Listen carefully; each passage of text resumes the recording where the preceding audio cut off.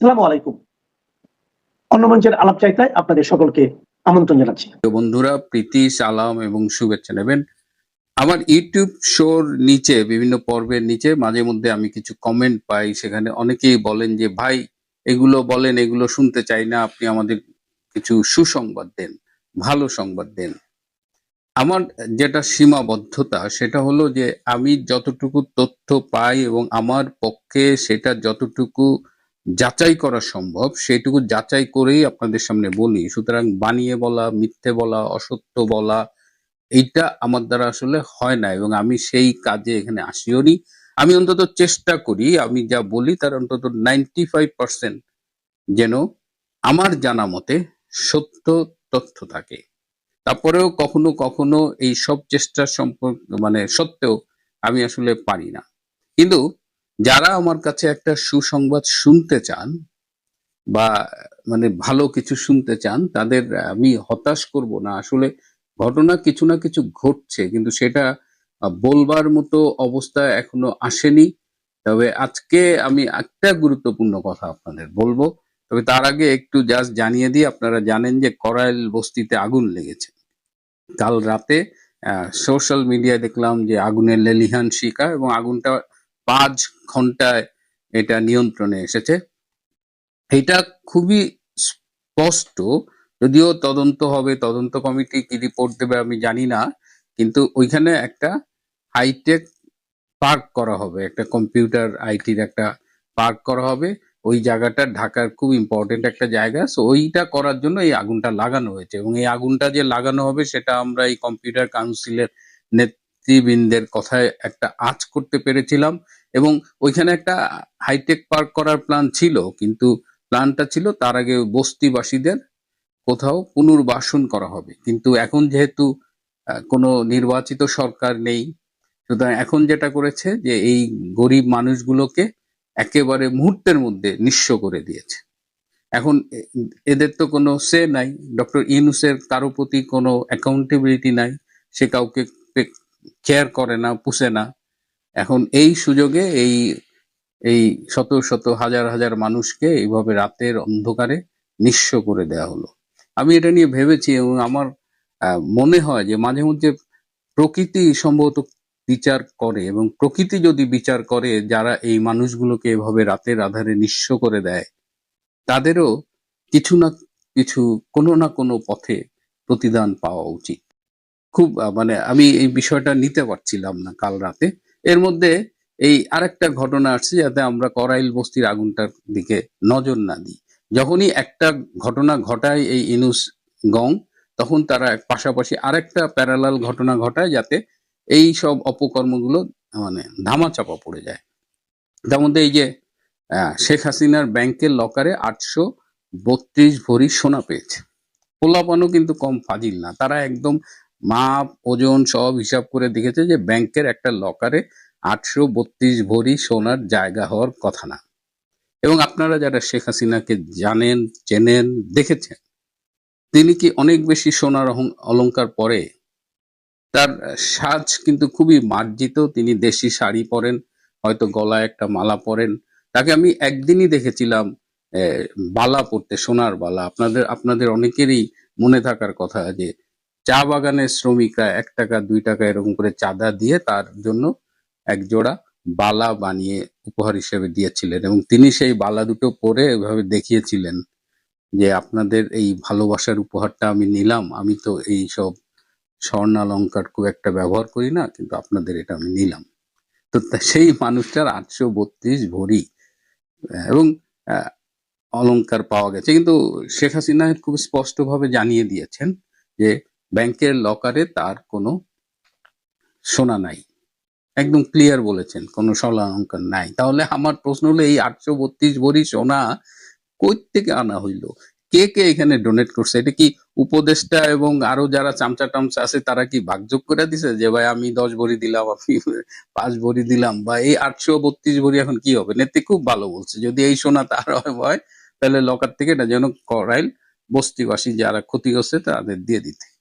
তো ডক্টর ইউনূসের আসলে যখন সময় শেষ হয়ে আসে না, তখন এইসব বগিচকির নাটক, এই নাটকের যে স্ক্রিপ্ট সেগুলো দুর্বল হয়ে যায়, এবং নাটকের স্ক্রিপ্টের দুর্বলতা দেখে আমরা কিন্তু আজ করতে পারি যে ডক্টর ইউনূস যতই ঘাওড়ামি করুক আর ওই জামাতি ওয়াকারের সাথে মিলে যতই তারা সলা পরামর্শ করুক, খুব একটা সময় তাদের হাতে নাই।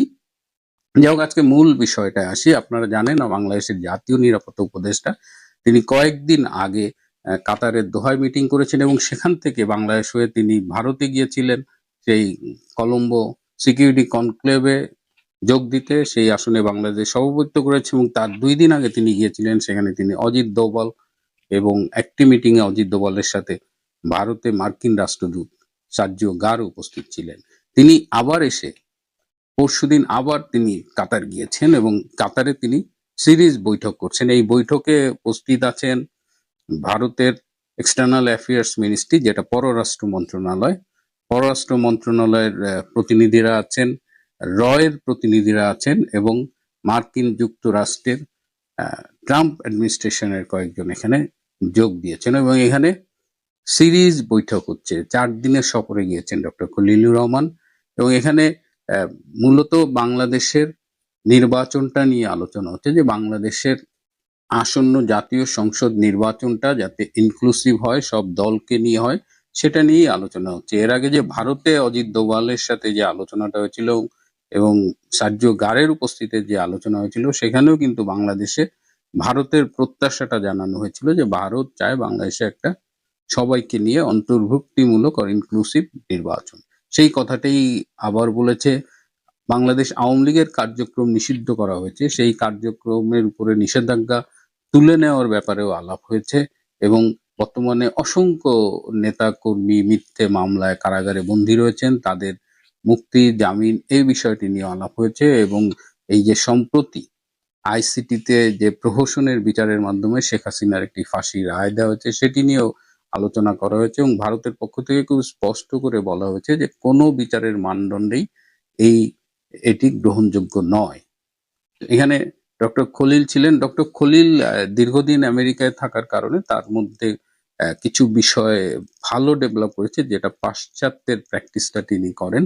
আর তিনি এবং এখানে এই বিষয়ে কিন্তু আমেরিকার যারা ছিলেন তারাও কিন্তু ঐকমত্য পোষণ করেছে। ইটস নট দ্যাট যে এগুলো শুধু ভারত বলেছে। মোটামুটি 3 পার্টির মধ্যেই, যে 3টা বাংলাদেশ, ইন্ডিয়া এবং আমেরিকার যারা ছিলেন তাদের মধ্যে এগুলো নিয়ে আলোচনা হয়েছে, এবং তারা বলছেন যে কত দ্রুত এই ইনক্লুসিভ ইলেকশন করা যায় এবং একটা নির্বাচনের পরিস্থিতি তৈরি করা যায়।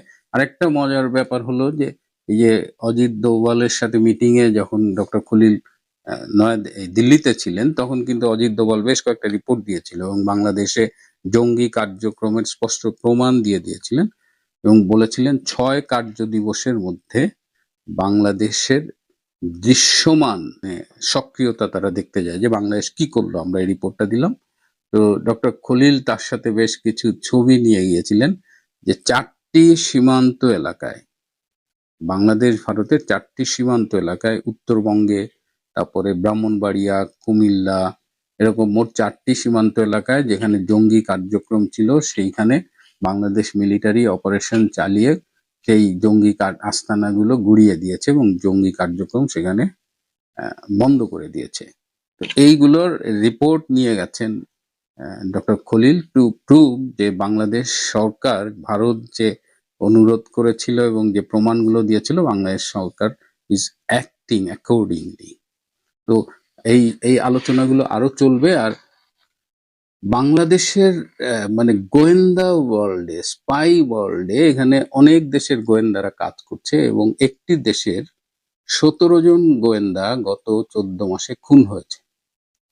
সেই দেশের গোয়েন্দারা এখন বাংলাদেশে আসতে আসলে স্বাচ্ছন্দ্য বোধ করে না। তো অনেক সেই দেশের অনেক প্রতিনিধি এর চাইতে বাংলাদেশের বাইরে, স্পেশালি কাতারে মিটিং করতে আগ্রহ বোধ করে। কিন্তু সমস্যা হলো যে ডক্টর খলিল যখন মিটিং করে বাংলাদেশের পক্ষ থেকে, তিনি যে কমিটমেন্ট গুলো করেন বা যে বার্তাগুলো বাংলাদেশে নিয়ে আসেন, সমস্যা করে আসলে ডক্টর ইউনূস। ডক্টর ইউনূস তিনি তার ক্ষমতা ছাড়তে চান না, এবং তিনি এখন কাউকেই পাত্তা দেন না। তিনি মনে করেন তিনি আছেন, তার সাথে জামাত আছে এবং ওয়াকার আছে, সুতরাং কেউ তার কিছু করতে পারবে না। কিন্তু হাওয়া যে বদলাচ্ছে, আমি আপনাদের শেষ একটা খবর দিয়ে, আপনারা জানেন কিনা আমি জানি না, যে এই মুহূর্তে ভারতের রাজস্থানে ভারত এবং মার্কিন সৈন্যবাহিনীর যৌথ মহড়া চলছে। এইটা খুব গুরুত্বপূর্ণ একটা বিষয়। সুতরাং অনেক কিছুই চেঞ্জ হচ্ছে। যারা আমার কাছে ভালো সংবাদ শুনতে চান, আমার মনে হয় যে আমরা একটা ভালো সংবাদ পাবো। সেই সংবাদটা ডিসেম্বরের মধ্যেই পেতে হবে। অন্যথায় বাংলাদেশ একটা ভীষণ অনিশ্চয়তার মধ্যে ঢুকে যাবে। প্রিয় বন্ধুরা, আজ এ পর্যন্তই। ভালো থাকবেন, সুস্থ থাকবেন। তার চেয়েও জরুরি হলো নিরাপদে থাকবেন। সবাইকে এই মুহূর্তে আপনাদের সামনে কথা বলতে এসেছি আওয়ামী লীগ প্রশ্নে কমনওয়েলথের কড়া বার্তা। এই প্রসঙ্গটি নিয়ে আপনাদের সামনে কথা বলবো। আপনারা জানেন যে ইতিমধ্যে কমনওয়েলথ মহাসচিব শার্লি বচওয়ে 20 থেকে 24 নভেম্বর বাংলাদেশে অত্যন্ত গুরুত্বপূর্ণ একটি সফর করে গেলেন এবং এই সফরে তিনি প্রধান উপদেষ্টা ডক্টর মোহাম্মদ ইউনূস, পররাষ্ট্র উপদেষ্টা, নির্বাচন কমিশন, প্রধান বিচারপতি, বিএনপি, জামাত, জাতীয় পার্টির 2 অংশ, এনসিপির সাথে দফায় দফায় বৈঠক করেছেন। এছাড়া তিনি বাংলাদেশে কমনওয়েলথভুক্ত 7টি দেশের হাই কমিশনারদের সঙ্গেও দলগতভাবে এবং একক দীর্ঘ বৈঠক করেছেন। বিষয়টা খেয়াল করুন যে 5 দিনের দীর্ঘ সফরে এসেছিলেন কিন্তু কমনওয়েলথ মহাসচিব। শুধু তাই নয়, কমনওয়েলথ মহাসচিব আওয়ামী লীগের সঙ্গে বৈঠক করেছেন।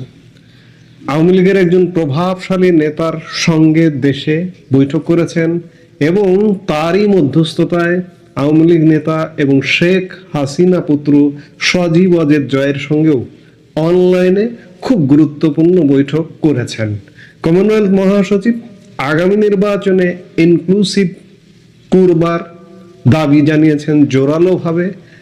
যদি ইনক্লুসিভ ইলেকশন না করা হয় তাহলে কমনওয়েলথ দেশগুলোর অন্ততপক্ষে আগামী নির্বাচনের ব্যাপারে কোনো ধরনের সমর্থন থাকবে না।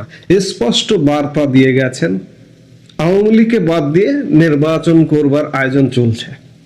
ডক্টর ইউনূস করছেন, নির্বাচন কমিশন করছে। এ কারণে নির্বাচন কমিশনের সঙ্গে আলাদা করে বৈঠক করেছেন যে আপনারা নির্বাচনের আয়োজন করছেন করুন, কিন্তু একটা অবাধ, নিরপেক্ষ এবং অন্তর্ভুক্তিমূলক নির্বাচন করতে হবে, এমন একটি কড়া বার্তা দিয়ে গেছেন। দিন যত গড়াচ্ছে নির্বাচনের তফসিল ঘোষণার সময় চলে আসছে। আমরা নভেম্বরের শেষ সময় এসে কথা বলছি।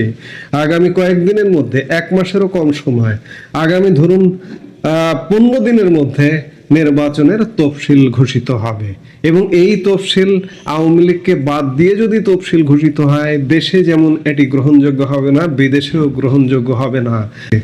ইন্টারন্যাশনাল কমিউনিটিতে কমনওয়েলথ খুব গুরুত্বপূর্ণ একটা বডি। সেই বডির মহাসচিব নির্বাচনে যখন তফসিল ঘোষণা হবে ঠিক তার কয়েকদিন আগে বাংলাদেশ সফর করে গেলেন এবং বাংলাদেশ সফর করে খুব স্পষ্ট করে বার্তা দিয়েছে আওয়ামী লীগকে বাদ রাখবেন। কিন্তু কমনওয়েলথ মহাসচিব আওয়ামী লীগের সাথে বৈঠক করতে কিন্তু দ্বিধা করেননি, বৈঠক করেছেন, দেশে গুরুত্বপূর্ণ নেতার সাথে বৈঠক করেছেন এবং আওয়ামী লীগের আগামীর বা বর্তমানের অন্যতম প্রধান কাণ্ডারি সজীব ওয়াজেদ জয়ের সঙ্গে বৈঠক করেছেন। বৈঠক করে এটি আশ্বস্ত করেছেন যে আমরা বাংলাদেশে free, fair, credible and inclusive election চাই। এই বার্তাটা সজীব ওয়াজেদ জয়কে যেমন দিয়েছেন, ঠিক তেমনি ডক্টর মোহাম্মদ ইউনূসকে আলাদা করে বলেছেন যে আপনারা নির্বাচন করবেন, কিন্তু নির্বাচনটা অন্তর্ভুক্তিমূলক করতে হবে। নির্বাচন কমিশনকে সেই বার্তা দিয়েছেন। কমনওয়েলথ মহাসচিব প্রধান বিচারপতির সঙ্গেও দেখা করেছেন, অর্থাৎ সব পক্ষের সঙ্গে যারা এখনকার ষড়যন্ত্রের সঙ্গে যুক্ত। বিশেষ করে প্রধান উপদেষ্টা ডক্টর মোহাম্মদ ইউনূস আওয়ামী লীগকে বাদ দিয়ে ইলেকশন করতে চান, নির্বাচন কমিশন আওয়ামী লীগকে বাদ দিয়ে ইলেকশন করতে চান এবং রাজনৈতিক দলগুলো নির্বাচন করতে চান একা একা। সেই রাজনৈতিক দলগুলোকে বার্তা দিয়েছেন যে আপনাদের একসাথে সবাইকে সাথে নিয়ে ইলেকশন করতে হবে। এটি নিঃসন্দেহে এই সময় একটা খুব গুরুত্বপূর্ণ বার্তা। আমাদের অতীতেও দেখা গেছে যখন আমাদের রাজনৈতিক সংকট আসে তখন কিন্তু কমনওয়েলথ মহাসচিব, এর আগে আপনাদের স্যার নিউম্যানের কথা মনে পড়ে নিশ্চয়ই, এরকম এসে কিন্তু দেন দরবার করেছে।